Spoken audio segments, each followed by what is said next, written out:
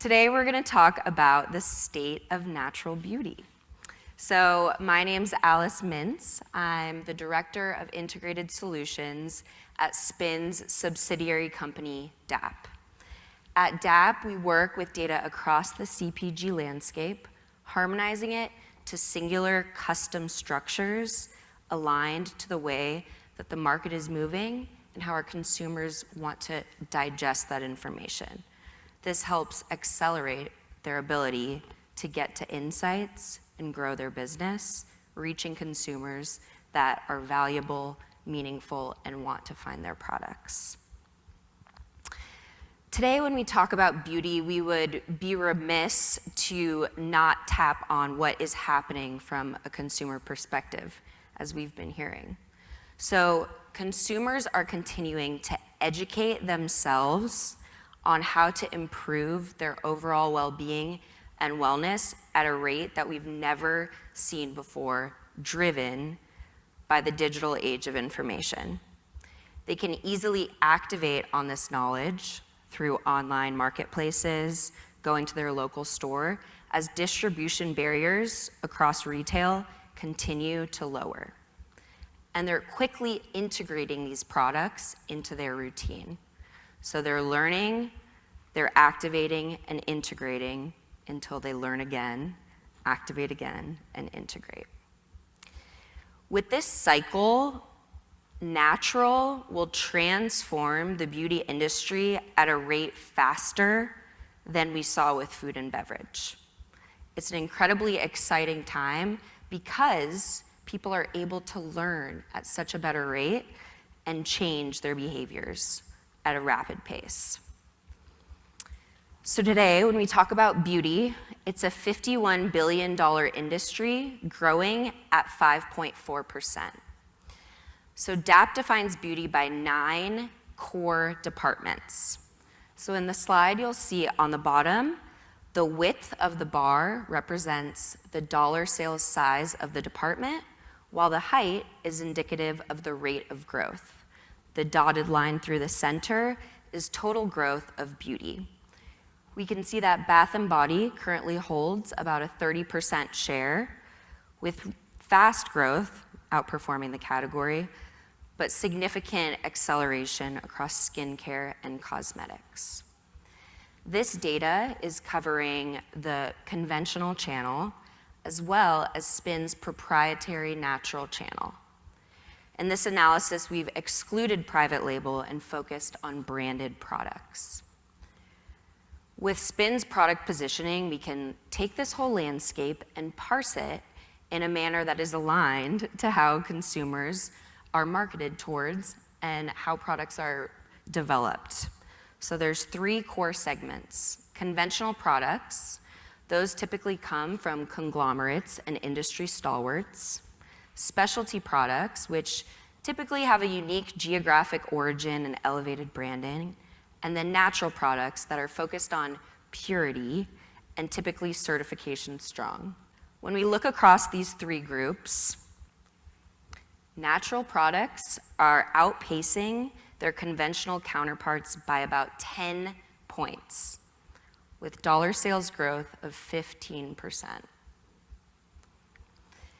Natural products currently only hold an 8% share of the industry, but with 15% growth, they're driving 21% of that acceleration. That's an over-contribution to the industry relative to the size of the segment.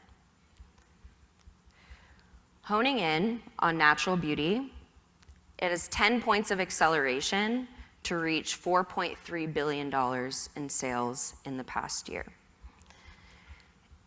If we look 2 years ago, we can see how the composition of categories in the natural space has shifted over the past 2 years. One example being hair care, where share has grown by about 2 share points from a departmental mix from 2021 to today. We can look at the categories in which we see significant growth happening. So in the chart below, we're looking at the top 5 categories that are driving absolute dollar sales within natural beauty. On the bottom, you'll see the dollar share of each of these categories across the total natural beauty industry. We see shampoo and conditioner here, an homage to the hair care growth, but we also see deodorant and toothpaste over-contributing relative to their size. We expect continued innovation in all of these spaces, and as you've seen before, as more brands enter. And this is also reflected in what we're seeing enter the marketplace in high-end beauty retailers or color cosmetic-oriented retailers. When we think about growth and innovation, we like to think about growth platforms. So how can I create brands or work on products that are innovating in a way that affords longevity to my item? So when we're looking at beauty, natural beauty specifically, there are three main growth platforms that we are finding.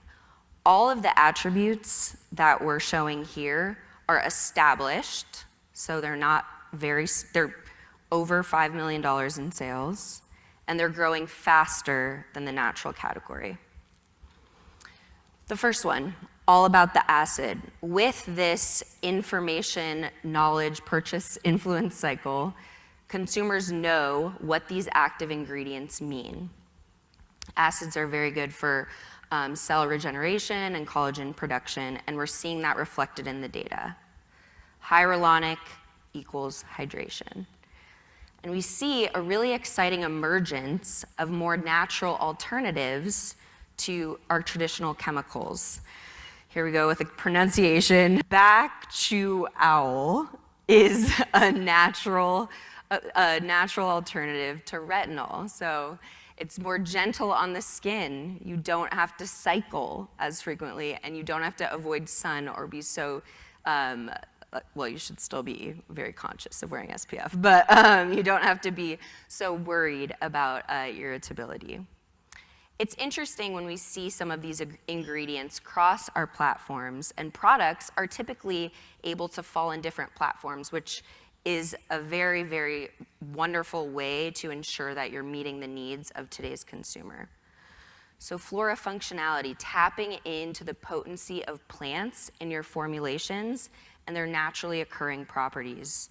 So aloe vera, soothing. We're seeing that in a lot of natural deodorants. Tea tree, an antifungal. And then colloidal oatmeal, another soothing agent. Finally, product purity. We've heard it today. We know it to be true. Consumers care that the brands that they're buying have an eye to how they're treating the planet, but also the people that are producing these products. So we see growth in B Corp certifications, and we see free from claims. It all is about making sure the ethos of your brand is there. So taking a step back again, we can see these three product positioning groups: conventional, specialty, natural. Natural products hold a differing share of each department. They have established footholds in skin and sun care categories and are still finding their way into color spaces, such as cosmetics and hair care. Looking forward, we know that natural is going to grow at a rate faster than which we saw the development in food and beverage, but there are key learnings that we can leverage in order to help accelerate and support this expansion. So when we look to food and beverage, there's three core ways that we can implement our learnings. The first, build trust with certifications. There are a lot of products out there. Help consumers sort through those products with a seal. We saw it happening in food and beverage with organic.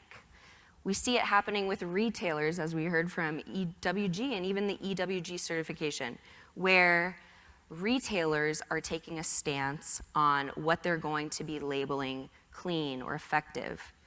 It goes as far as retailers establishing themselves as clean beauty providers and really having that in and out list in a way that we saw within food and beverage. We saw the development of the natural channel, Everyone knows how that really does build trust and give you confidence that these products are aligned to your well-being.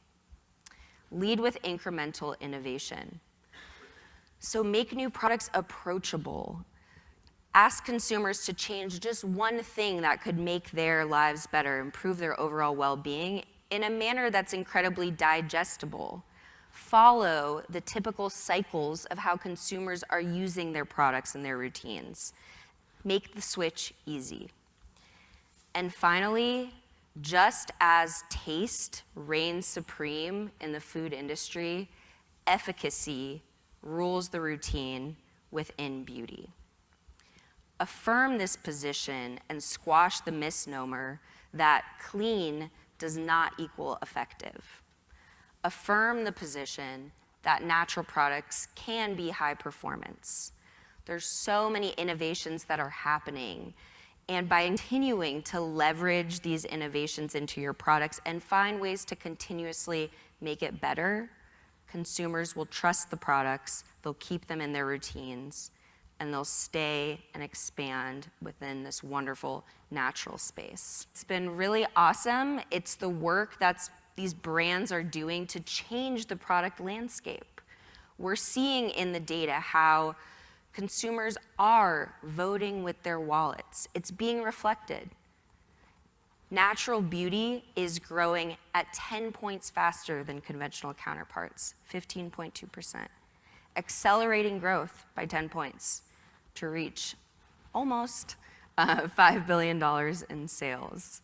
And we're excited to continue to partner with these change makers and these brands as they evolve and change the product landscape and inspire and support wellness for everybody. Thank you.